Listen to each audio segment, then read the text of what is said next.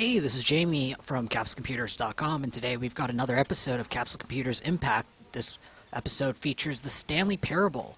Now, the Stanley Parable started its life out as a Half-Life 2 Source Engine mod. I believe it was actually, might have been a Portal mod started out, but it was definitely a Source Engine mod. And after some really positive reception and the start of the Steam Greenlight program, the developers at Galactic Cafe decided, it's a good time to turn this into a full retail product. So they were amongst one of the first titles to be greenlit, and finally this year we saw a full release of the Stanley Parable. Now, this game is, although it is a first-person perspective game on the Source Engine, it's not actually a action or a shooter game. It's more of an interactive fiction, piece of interactive fiction or an adventure. And the big thing about this game is it's really supposed to screw with your mind, make you question about how you look at video games and how you play video games. And honestly, it's probably some of the best voice acting I've heard in a long time in a video game. You can't really win at Stanley Parable, but you can win at the same time. It's a lot of contradictions and paradoxes. So let's kick it off.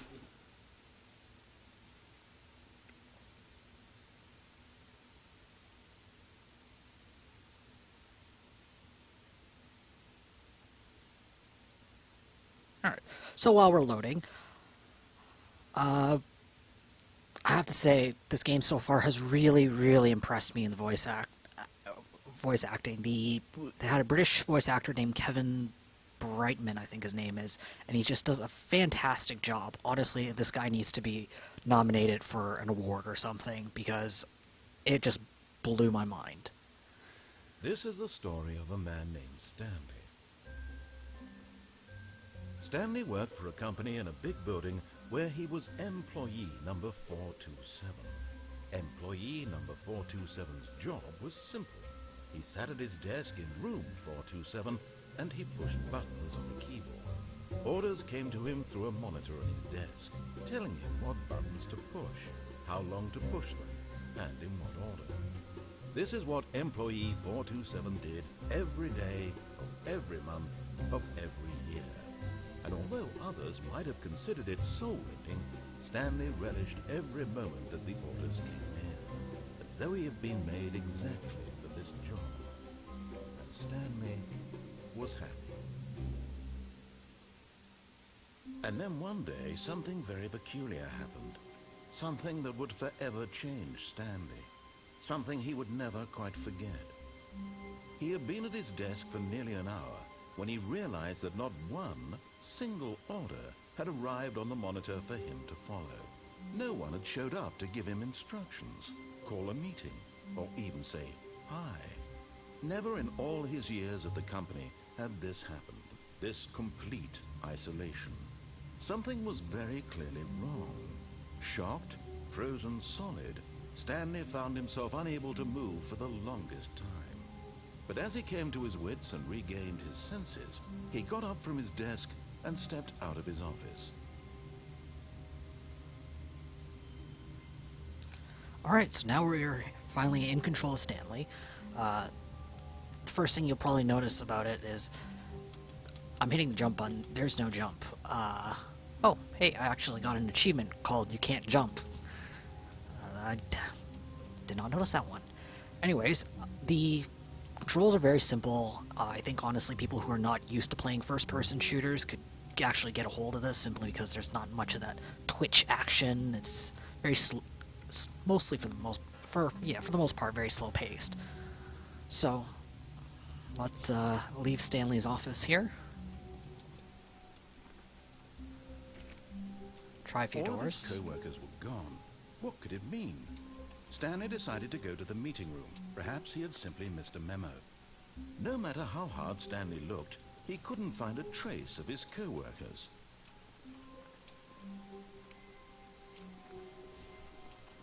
Stanley went around touching every little thing in the office, but it didn't make a single difference, nor did it advance the story in any way.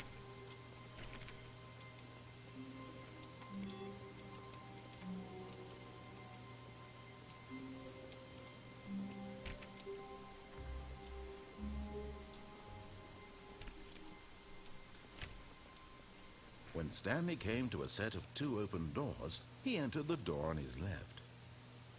Alright, so I guess finding a lot of the endings and the crazy stuff in Stanley Parable is a lot about, I guess, the conflict between the narrator and the player, whether you decide, okay, maybe I should listen to the narrator or just purposefully ignore him. So in this case, he said go to the door to the left. So This was not the correct way to the meeting room, and Stanley knew it perfectly well. Perhaps he wanted to stop by the employee lounge first, just to admire it. So as you can see, we're starting to defy the narrator. Ah, yes, truly a room worth admiring. It had really been worth the detour after all, just to spend a few moments here in this immaculate, beautifully constructed room. Stanley simply stood here, drinking it all in.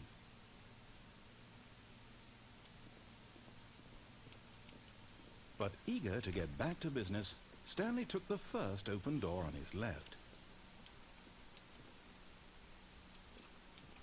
And so he detoured through the maintenance section, walked straight ahead to the opposite door, and got back on track.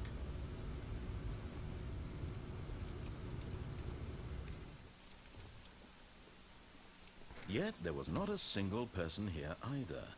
Feeling a wave of disbelief, Stanley decided to go up to his boss's office, hoping he might find an answer there.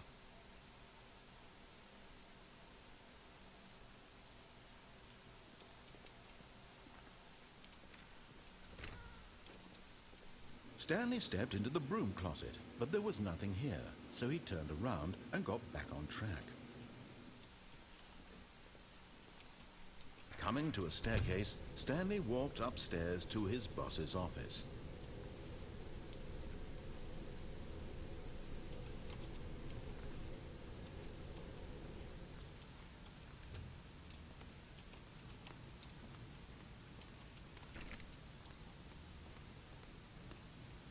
Stepping into his manager's office, Stanley was once again stunned to discover not an indication of any human life.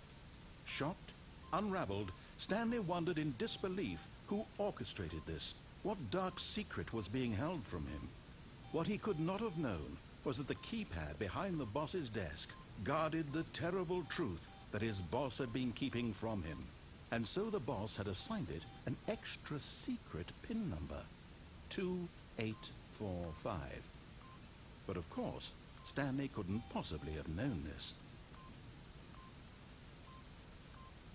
Yet incredibly, by simply pushing random buttons on the keypad, Stanley happened to input the correct code by sheer luck. Amazing. He stepped into the newly opened passageway.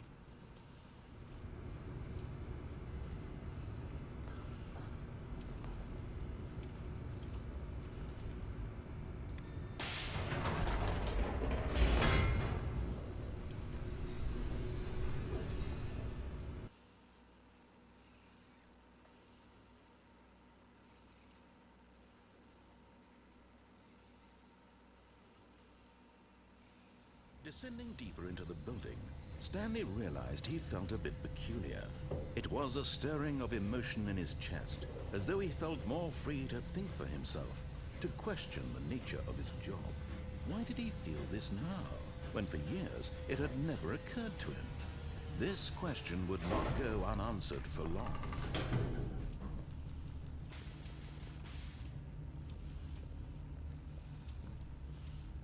Stanley walked straight ahead through the large door that read Mind Control Facility. Or we could escape through the corner. Well, let's just, I guess we're just going to go forward, listen to the narrator here, into this ominously dark room. The lights rose on an enormous room packed with television screens. What horrible secret did this place hold? Stanley thought to himself. Did he have the strength to find out?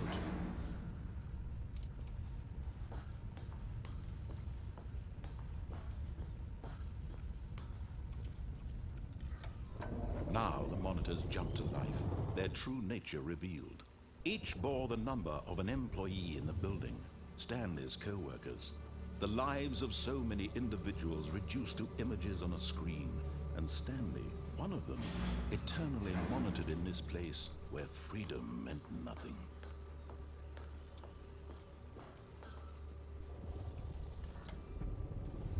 This mind control facility, it was too horrible to believe. It couldn't be true. Had Stanley really been under someone's control all this time? Was this the only reason he was happy with his boring job? That his emotions had been manipulated to accept it blindly?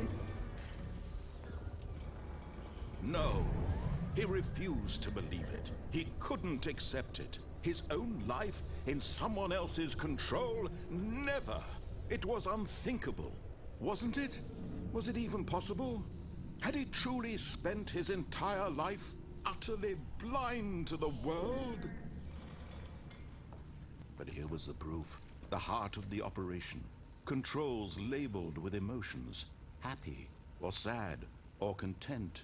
Walking, eating, working. All of it monitored and commanded from this very place. And as the cold reality of his past began to sink in, Stanley decided that this machinery would never again exert its terrible power over another human life. For he would dismantle the controls once and for all.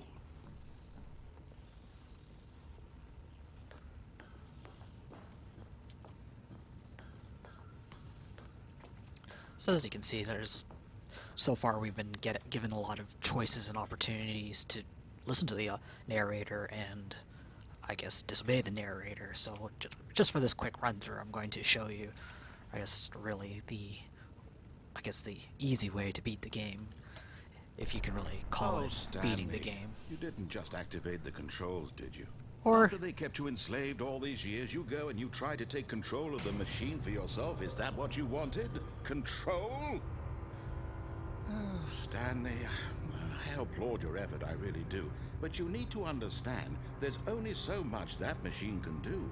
You were supposed to let it go, turn the controls off, and leave. If you want to throw my story off track, you're going to have to do much better than that. I'm afraid you don't have nearly the power you think you do. For example, and I believe you'll find this pertinent, Stanley suddenly realized he had just initiated the network's emergency detonation system. In the event that this machine is activated without proper DNA identification, nuclear detonators are set to explode, eliminating the entire complex. How long until detonation then? Let's say, 2 minutes.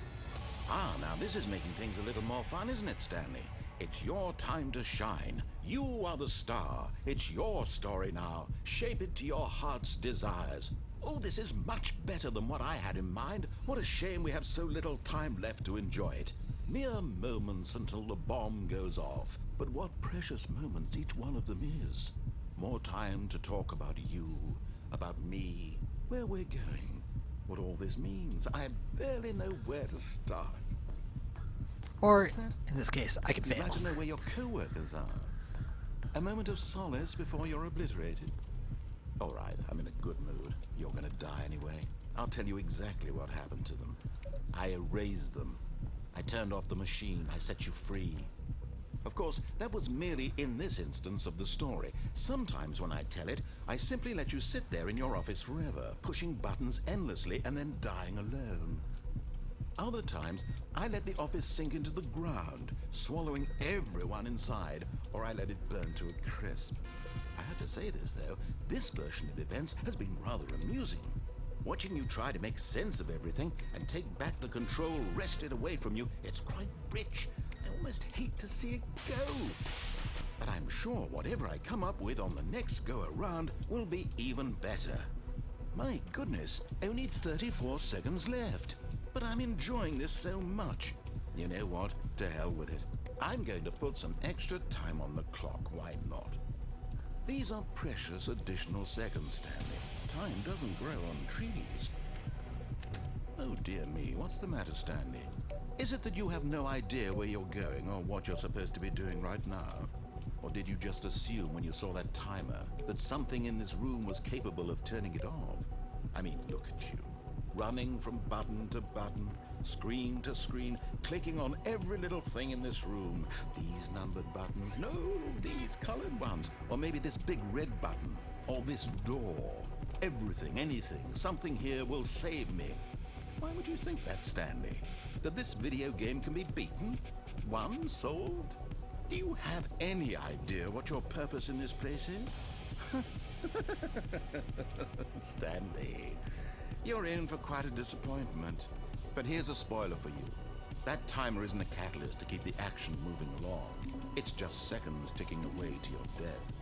You're only still playing instead of watching a cutscene because I want to watch you for every moment that you're powerless. To see you made humble. This is not a challenge. It's a tragedy. You wanted to control this world, that's fine. But I'm going to destroy it first, so you can't. Take a look at the clock, Stanley. That's 30 seconds you have left to struggle. 30 seconds until a big boom and then nothing. No ending here, just you being blown to pieces. Will you cling desperately to your frail life, or will you let it go peacefully? Another choice. Make it count, or don't. It's all the same to me, all a part of the joke. And believe me, I will be laughing at every second of your inevitable life from the moment we fade in until the moment I say, happily ever after.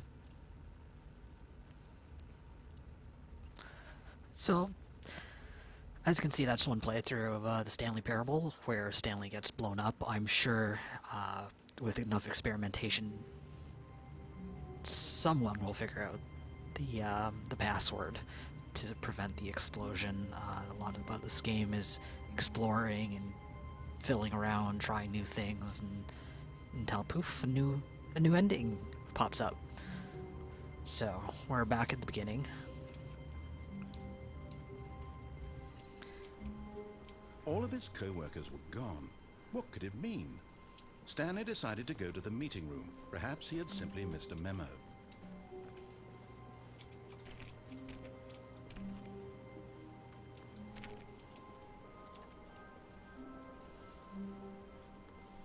When Stanley came to a set of 2 open doors, he entered the door on his left.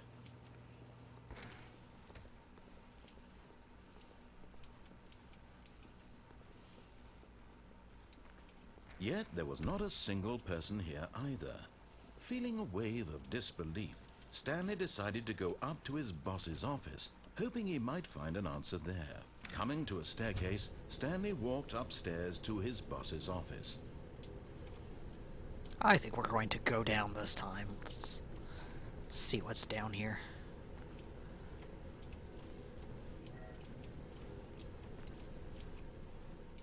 But Stanley just couldn't do it.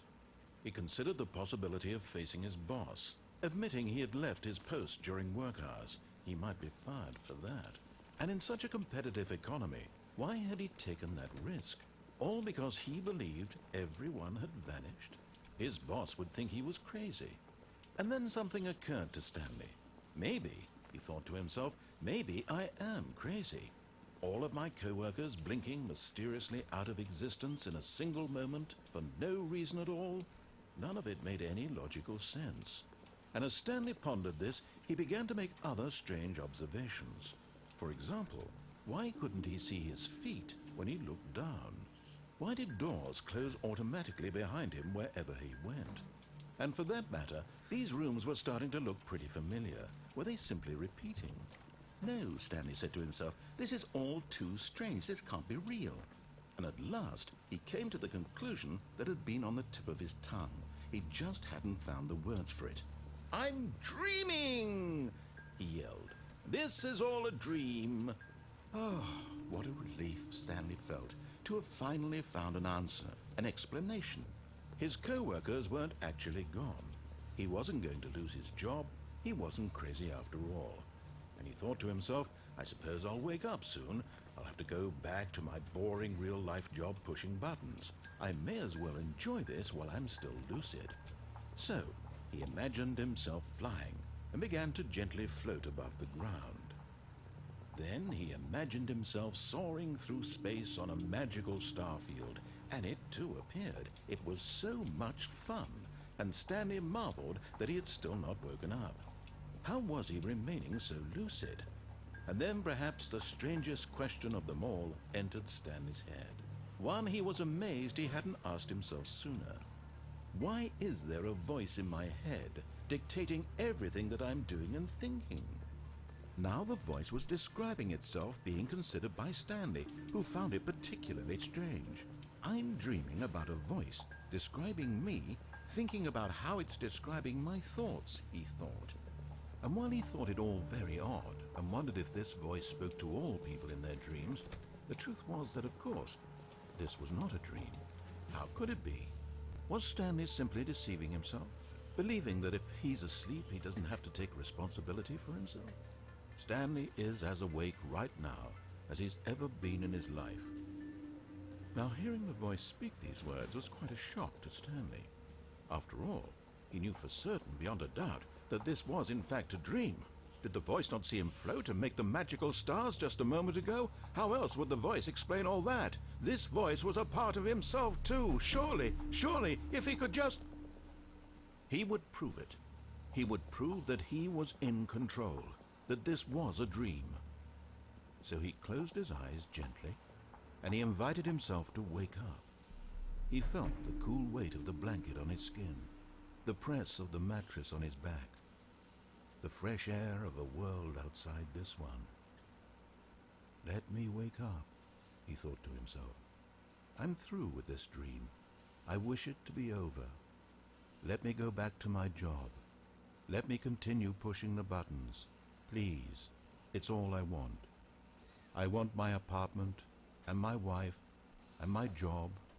All I want is my life exactly the way it's always been. My life is normal. I am normal. Everything will be fine. I am okay.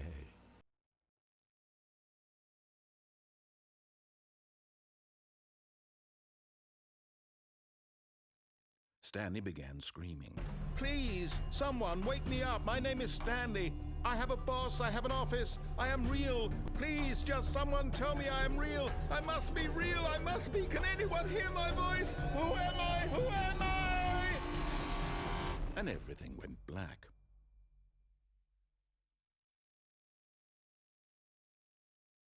This is the story of a woman named Mariella. Mariella woke up on a day like any other. She arose, got dressed, gathered her belongings, and walked to her place of work. But on this particular day, her walk was interrupted by the body of a man who had stumbled through town talking and screaming to himself, and then collapsed dead on the sidewalk. And although she would soon turn to go call for an ambulance, for just a few brief moments she considered the strange man. He was obviously crazy, this much she knew. Everyone knows what crazy people look like. And in that moment, she thought to herself how lucky she was to be normal.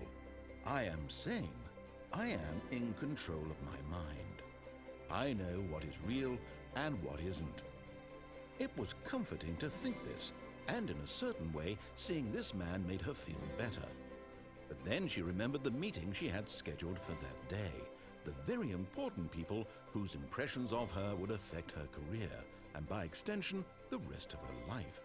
She had no time for this, so it was only a moment that she stood there, staring down at the body.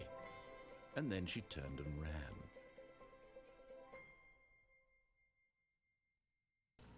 Wow, that was kind of depressing. Alright, so let's start back in the beginning and find something new to mess with. Or maybe we'll just properly All of his co-workers were go gone. through the game. What could it mean? Stanley decided to go to the meeting room. Perhaps he had simply missed a memo. So this is, if you can hear in the background, you can hear rain just pattering on the windows. And every time you spawn in, I guess, if you want to call it that, or you begin Stanley's tale all over again, sometimes random things like the rain will kick in.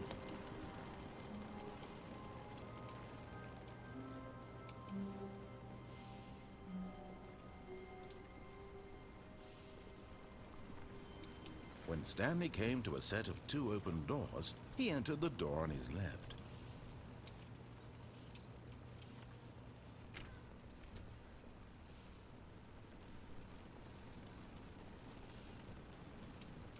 Yet there was not a single person here either. Feeling a wave of disbelief, Stanley decided to go up to his boss's office. Coming to a staircase, Stanley walked upstairs to his boss's office.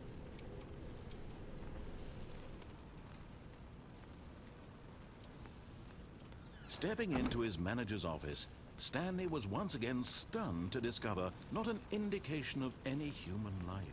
What could it mean? Stanley wondered aloud to nobody. He began what Stanley was in such a rush to get through the story as quickly as possible, he didn't even have a single minute to just let the narrator talk. That kind of anxiety isn't healthy, so he relaxed for a few moments with some calming New Age music.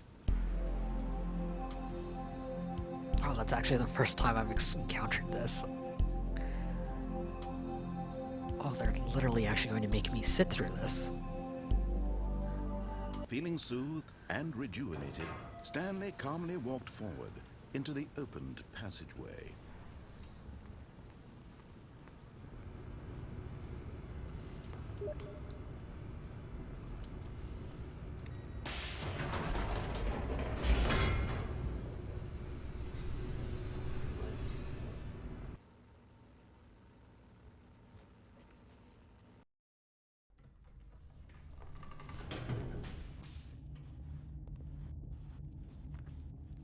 Stanley walked straight ahead through the large door that read Mind Control Facility.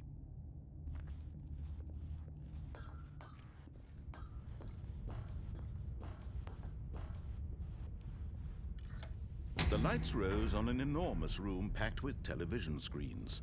What horrible secret did this place hold? Stanley thought to himself.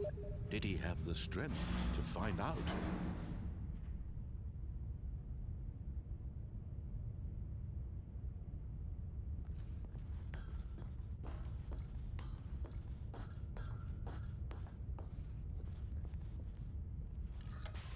Now the monitors jumped to life, their true nature revealed.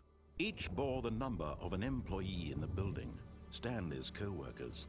The lives of so many individuals reduced to images on a screen, and Stanley, one of them, eternally monitored in this place where freedom meant nothing.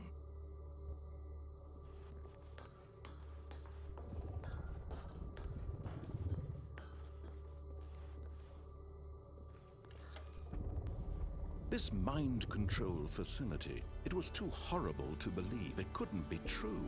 Had Stanley really been under someone's control all this time? Was this the only reason he was happy with his boring job? That his emotions had been manipulated to accept it blindly? No, he refused to believe it. He couldn't accept it. His own life in someone else's control? Never! It was unthinkable, wasn't it? Was it even possible? Had he truly spent his entire life utterly blind to the world? But here was the proof, the heart of the operation. Controls labeled with emotions, happy or sad or content. Walking, eating, working, all of it monitored and commanded from this very place. And as the cold reality of his past began to sink in, Stanley decided that this machinery would never again exert its terrible power over another human life. For he would dismantle the controls once and for all.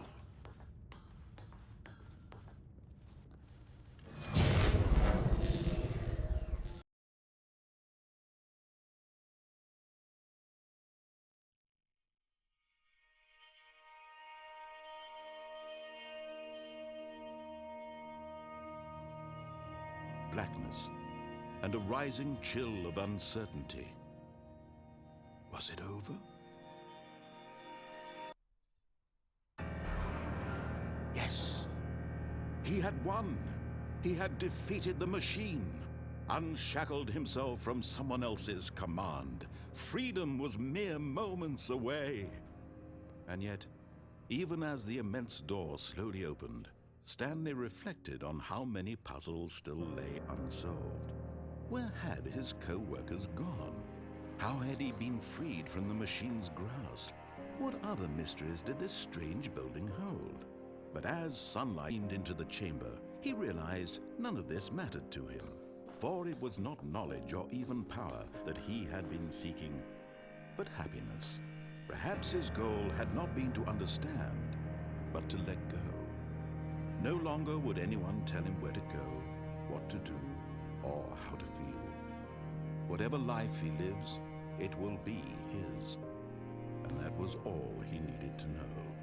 It was perhaps the only thing worth knowing. Stanley stepped through the open door. Stanley felt the cool breeze upon his skin, the feeling of liberation, the immense possibility of the new path before him. This was exactly the way, right now, that things were meant to happen. And Stanley was happy.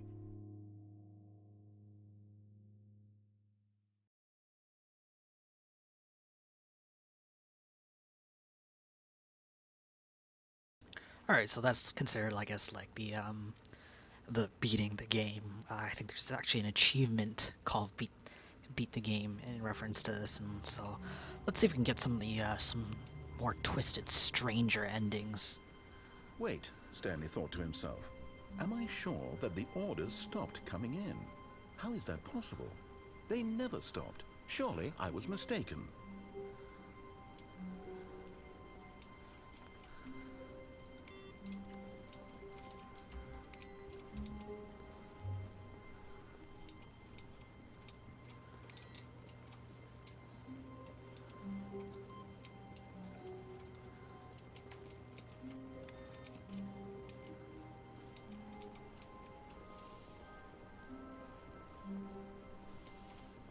When Stanley came to a set of 2 open doors, he entered the door on his left. This was not the correct way to the meeting room, and Stanley knew it perfectly well. Perhaps he wanted to stop by the employee lounge first, just to admire it. Wow, yes, this room. But eager to get back to business, Stanley took the first open door on his left. Stanley was so bad at following directions, it's incredible he wasn't fired years ago. Look, Stanley, I think perhaps we've gotten off on the wrong foot here. I'm not your enemy, really, I'm not. I realize that investing your trust in someone else can be difficult, but the fact is that the story has been about nothing but you all this time. There's someone you've been neglecting, Stanley. Someone you've forgotten about. Let's jump down here. Really? I was in the middle of something. Do you have zero consideration for others? Are you that convinced that I want something bad to happen to you? Why, I don't know how to convince you of this, but I really do want to help you, to show you something beautiful. Look, let me prove it. Let me prove that I'm on your side. Give me a chance.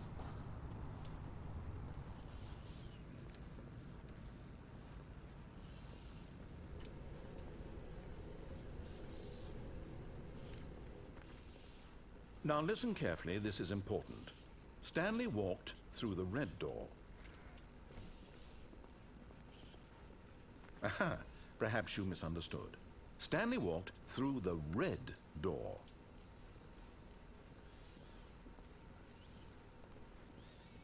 I still don't think we're communicating properly. Stanley walked through the red door. I love the fact that there is a light blinking sign to tell you to go through the red door, but let's go through the blue door again. Fine, go ahead, Stanley.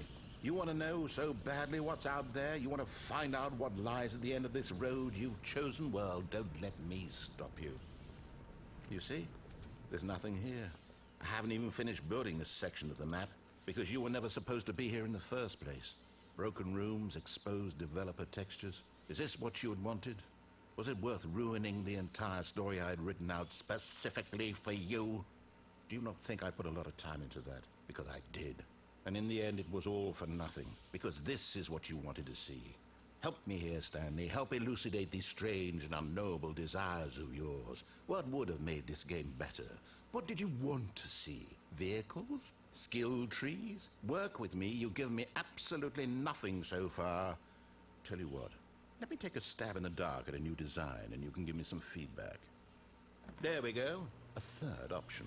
This already feels leaps ahead of where we were before. Go ahead, Stanley. Take it for a spin.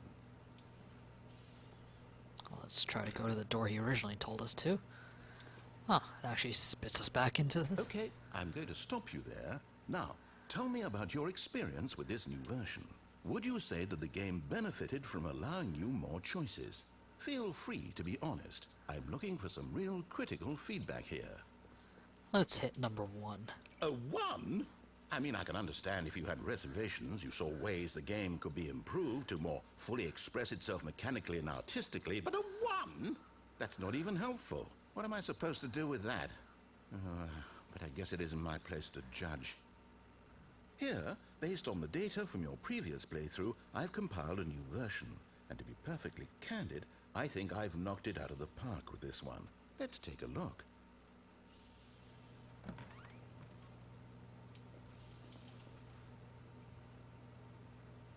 Oh, we have a leaderboard.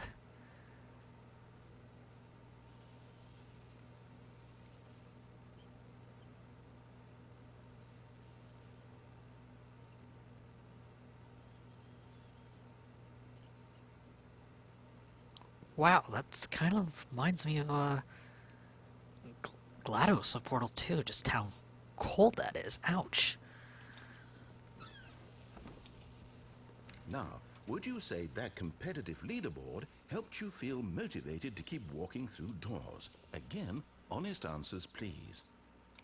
Hey, Do I it nearly too. forgot. I've got a prototype of a new game I've been working on, and now would be a lovely opportunity to give it some playtesting. You wouldn't mind taking a look at it, would you? Perfect. Let me boot it up. In this game, the baby crawls left towards danger.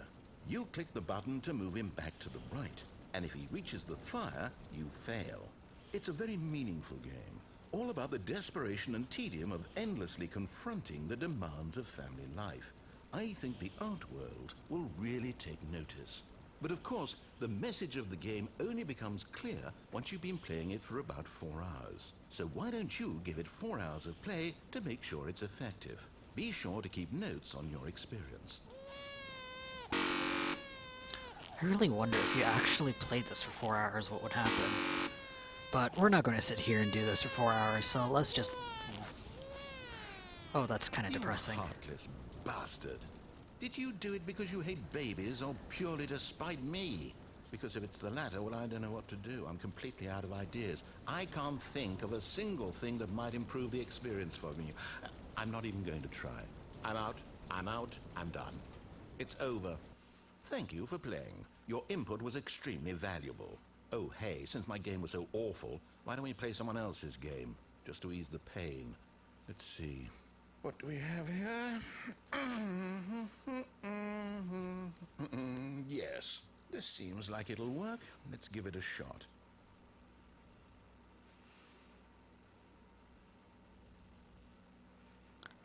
Oh, Well, Stanley, is this any better? At last, the one thing you've always desired. A game I had absolutely nothing to do with. But is it enough? Tell me that, Stanley. Will it ever be enough? Well, I'll say this. I'm done making things for you. From now on, I will only create to fulfill a greater artistic purpose. Watch this, Stanley. I'm going to build a house. quite literally meant we're going to go play a different We'll game. go here. No, here. And then...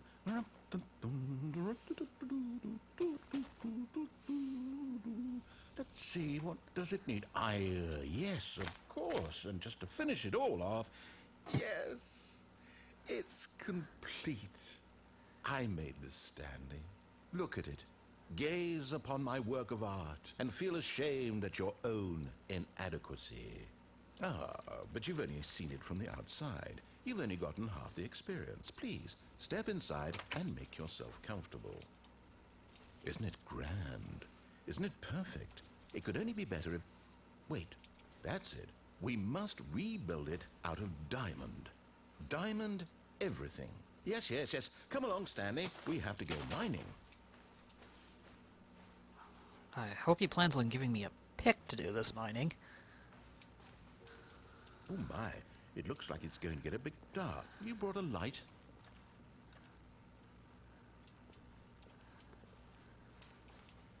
Oh, no. This is far more open-ended than I had in mind. I'm looking for something more narrow and linear. Something that makes you feel utterly irrelevant. This won't do at all. 1 out of 5. Even the diamonds couldn't save this one. Okay, new game. Probably in time I heard some spiders in the background with a zombie. Alright, let's see which game he sticks us in now.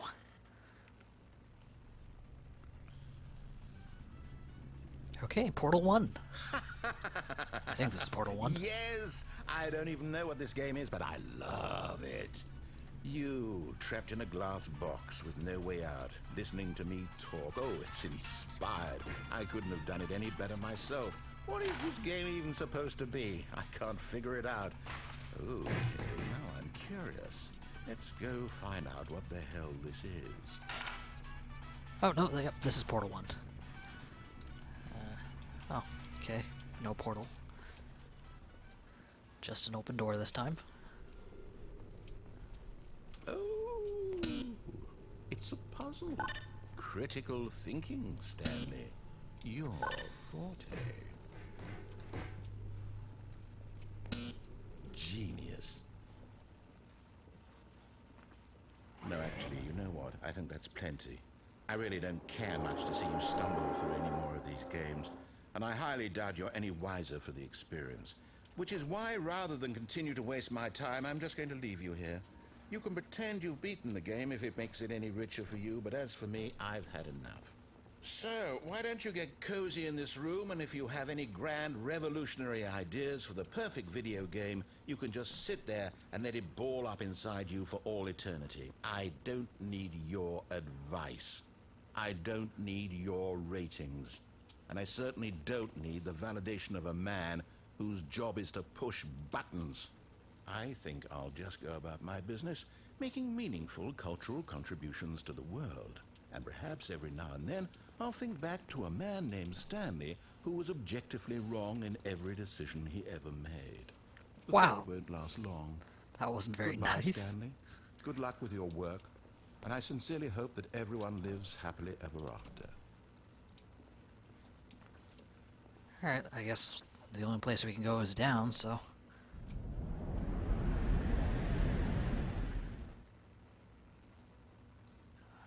Now where are we? Alpha test? Beta test?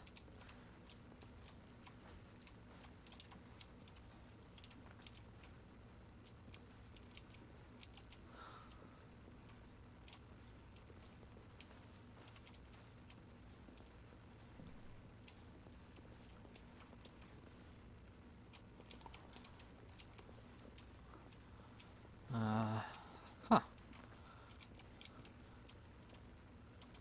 Guess the only way out of here is jump, so off we go.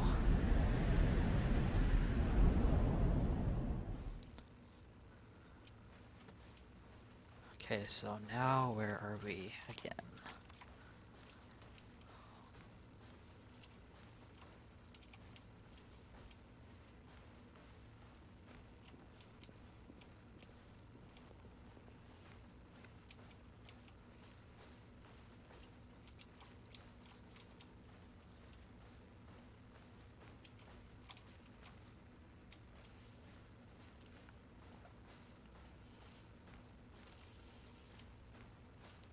I guess a light is always a good sign.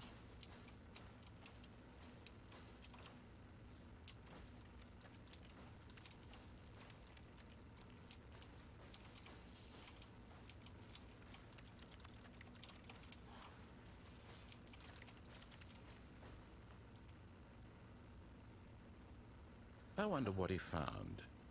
If what he wanted was to be the leading man in his own story, well, perhaps he's gotten it. Down in wherever he is right now. I wonder if he's happy with his choice, and if he's learned the heavy cost that comes with it. He'll understand soon what I was trying to tell him. He needs me. Someone who will wrap everything up at the end, to make sense out of the chaos and the fear and the confusion. That's who I am. That is what I mean to this world. Oh, yes. Yes, I'll be back. There's no other way. Once this ends, after it all comes to a close, then I'll be back. The end will be here soon. Very soon. I can wait.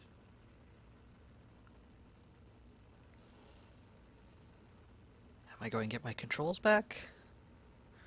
Or I think we're going to zip back to the beginning again. I think that might have been the ending. Something feels off, actually. Don't think we've been to this entrance. Yeah, the office is different. When Stanley came to a set of 2 open doors, he entered the door on his left.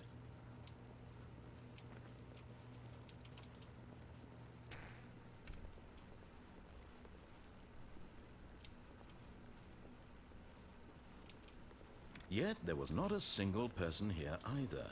Feeling a wave of disbelief, Stanley decided to go up to his boss's office. Coming to a staircase, Stanley walked upstairs to his boss's office.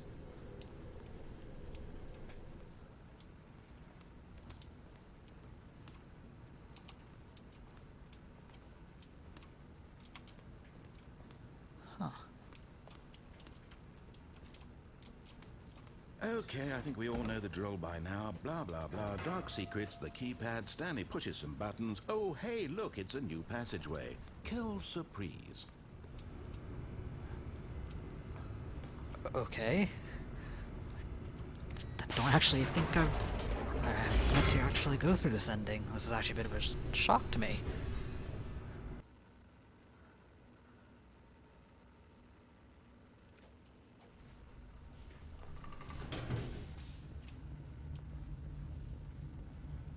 Stanley walked straight ahead through the large door that read Mind Control Facility.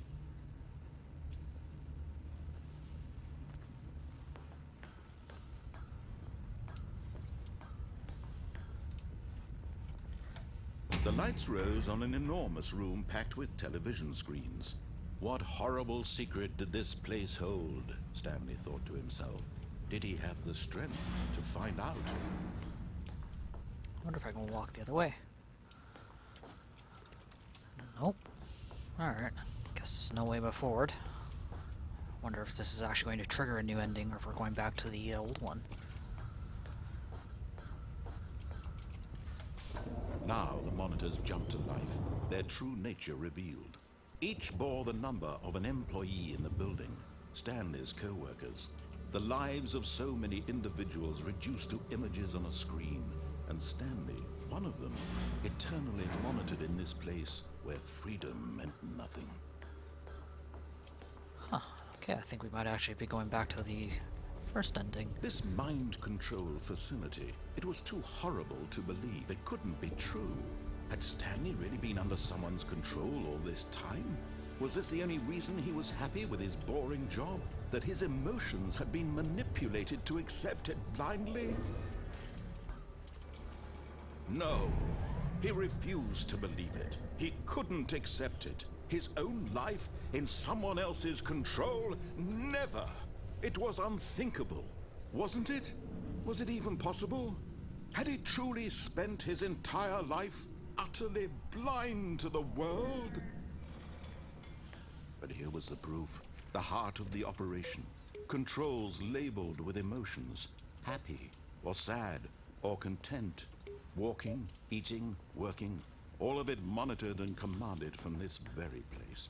And as the cold reality of his past began to sink in, Stanley decided that this machinery would never again exert its terrible power over another human life. For he would dismantle the controls once and for all.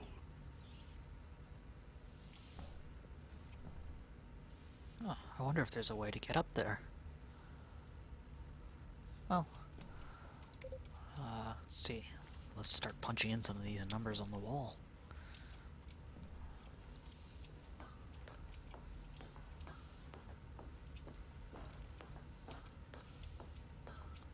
So this is sort of how, well, not sort of, this is exactly how Stanley Parable really goes. It's just experimenting and trying new things and hoping maybe you'll get a strange new ending.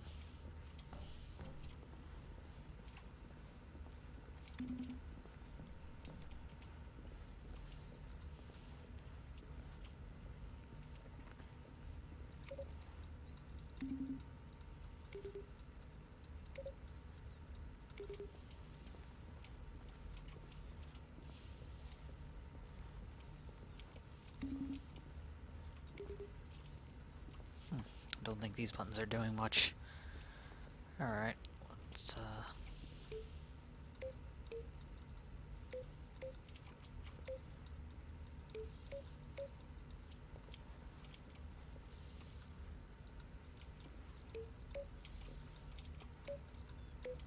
can't even hit the big red button, which seems a little strange, but alright, let's move on ahead.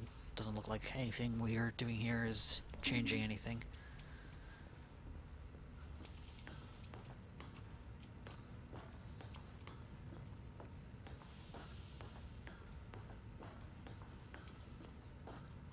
Okay. And when at last he found the source of the room's power, he knew it was his duty, his obligation, to put an end to this horrible place and to everything it stood for. Alright, since we've been here, we've done this ending, we'll just start back at the beginning and see if we can do another ending before we wrap it up. Okay. A soft wind blew outside and perhaps rain started, and if it did, it stopped shortly after. Stanley hoped that he would one day see weather.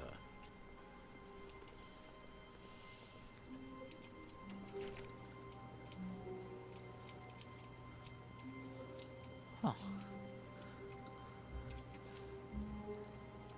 So I wonder, I think if you hit enough of those buttons, something should happen. The input required. When Stanley came to a set of 2 open doors, he entered the door on his left. Alright, let's This was not power the through correct this way way. to the meeting room, and Stanley knew it perfectly well. Perhaps he wanted to stop by the employee lounge first, just to admire it. The lounge was sublime, a work of art. But eager to get back to business, Stanley took the first open door on his left.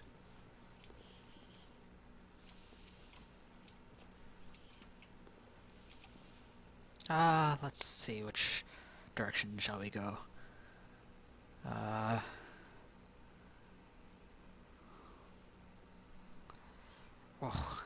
Indecision.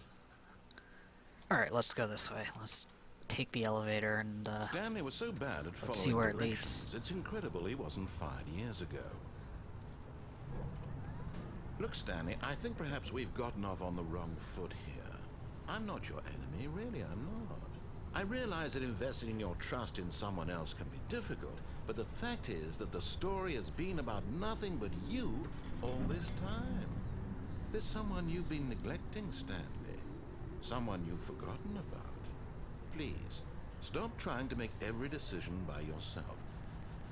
Now, I'm not asking for me, I'm asking for her. This is it, Stanley. Your chance to redeem yourself. To put your work aside. To let her back into your life. She's been waiting. I wonder what will happen if we go back on that elevator. Oh, okay. Guess we don't have a choice here. We're going forward.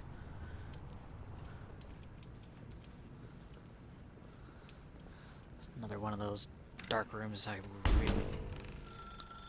That's her, Stanley. You need to be the one to do this. To reach out to her. If you can truly place your faith in another, then pick up the phone. wonder if we can just let it ring.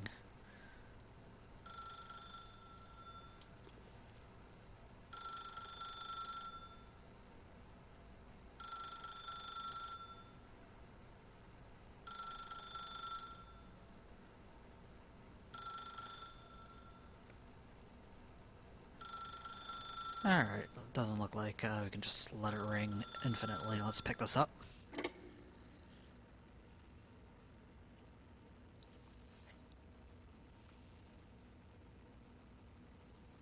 Oh, Stanley, is that you? Hold on, sweetie. Sorry to keep you waiting. I'm just pulling the bread out of the oven. All right. Okay, there we go. All right, now, I want you to come in and tell me all about your day. Gotcha! Oh, come on. Did you actually think you had a loving wife who'd want to commit their life to you? I'm trying to make a point here, Stanley. I'm trying to get you to see something. Come inside. Let me show you what's really going on here. Nope. Sorry, but you're in my story now. Oh. Can't escape. I guess I'm stuck here. This is a very sad story about the death of a man named Stanley. Oh. Okay. 8. Stanley is quite a boring fellow. He has a job that demands nothing of him, and every button that he pushes is a reminder of the inconsequential nature of his existence. 7. Look at him there, pushing buttons, doing exactly what he's told to do. Now he's pushing a button. Now he's eating lunch. Now he's going home. Now he's coming back to work. One might even feel sorry for him, except that he's chosen this life. But in his mind, he can go on fantastic adventures. From behind his desk, Stanley dreamed of wild expeditions into the unknown, fantastic discoveries of new lands. It was wonderful, and each day that he returned to work was a reminder that none of it would ever happen to him. And so he began to fantasize about his own job. First, he imagined that one day while at work, he stepped up from his desk to realize that all of his co-workers, his boss, everyone in the building had suddenly vanished off the face of the earth. The thought excited him terribly. So he went further. He imagined that he came to 2 open doors and that he could go through either. At last, choice. It barely even mattered what lay behind each door. The mere thought that his decisions would mean something was almost too wonderful to behold. As he wandered through this fantasy world, he began to fill it with many possible paths and destinations. Down one path lay an enormous round room with monitors and mind controls, and down another was a yellow line that weaved in many directions, and down another was a game with a baby, and he called it the Stanley Parable. Actually, now that I've played through a bunch of the other endings, that's actually quite a serious hint on how to get to some of the other endings. I didn't notice that until now. It was such a wonderful fantasy, and so in his head he relived it again, and then again, and again, over and over, wishing beyond hope that it would never end, that he might always feel this free. Surely there's an answer down some new path, mustn't there be? Perhaps if he played just one more time. But there is no answer. How could there possibly be? In reality, all he's doing is pushing the same buttons he always has. Nothing has changed. The longer he spends here, the more invested he gets, the more he forgets which life is the real one. And I'm trying to tell him this, that in this world he can never be anything but an observer, that as long as he remains here, he's slowly killing himself. But he won't listen to me. He won't stop. Here, watch this. Stanley, the next time the screen asks you to push a button, do not do it.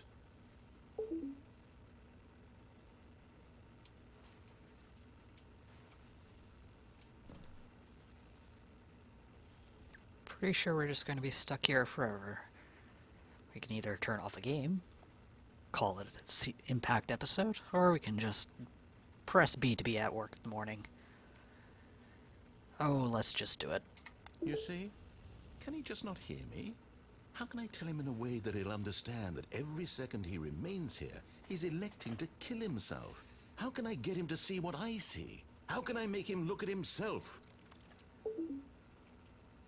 I suppose I can't, not in the way I want him to. But I don't make the rules. I simply play to my intended purpose, the same as Stanley. We're not so different, I suppose. I'll try once more to convey all this to him. I'm compelled to. I must. Perhaps, well, maybe this time he'll see. Maybe this time. And I tried again, and Stanley pushed a button. Tried again, and Stanley pushed a button. And I